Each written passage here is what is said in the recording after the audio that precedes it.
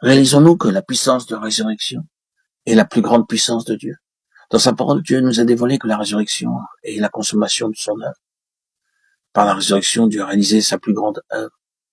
C'est pourquoi il désire que nos yeux s'ouvrent pour voir qu'il ne peut faire plus que la résurrection.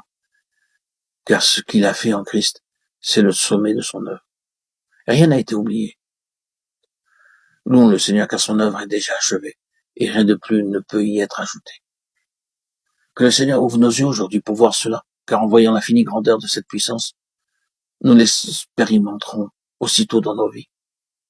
Oh, combien il est regrettable de constater que, parmi les enfants de Dieu, la délivrance attendue par beaucoup est une délivrance future.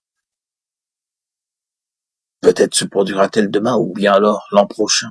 Mais ce que Dieu veut faire voir à ses enfants, c'est que cette délivrance est déjà réalisée et qu'il n'est plus besoin d'en attendre l'accomplissement.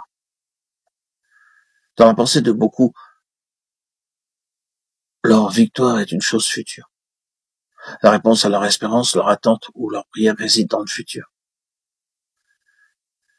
Mais par la révélation, nous verrons ce que Dieu a réalisé. La révélation nous dévoile ce que le Seigneur a déjà accompli en nous, ce qu'il serait en train de faire.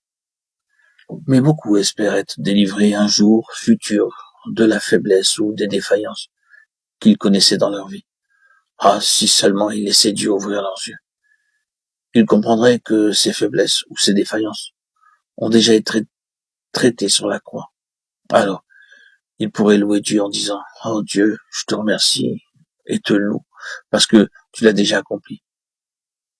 Merci et louange à toi, la victoire est déjà acquise. » Pour ceux d'entre nous qui ont fait cette expérience, nous découvrons toujours à nouveau la valeur d'Éphésiens 1, car ce chapitre nous montre que le pardon de nos péchés, notre rédemption et la réception du Saint-Esprit sont des faits accomplis.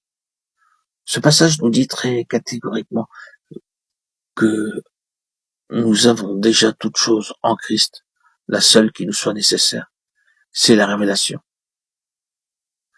Si nous avons la révélation, tout ira bien. Pourquoi sommes-nous si peu utiles pour le Seigneur? Parce que nous ne voyons pas. Comment se fait-il lorsque le Seigneur Jésus était sur cette terre qu'il eut une telle puissance alors que nous sommes si souvent impuissants? Encore une fois, c'est parce que nous ne voyons pas. La puissance que Dieu manifeste dans les croyants est la même qu'il a manifestée en Christ. Le seul problème aujourd'hui, c'est que nous ne voyons pas comme Jésus voyait. Ce qui manque aujourd'hui, c'est la révélation et non pas une certaine puissance ou un certain degré de puissance. Tout ira bien, tout ira mieux si nous avons cette révélation.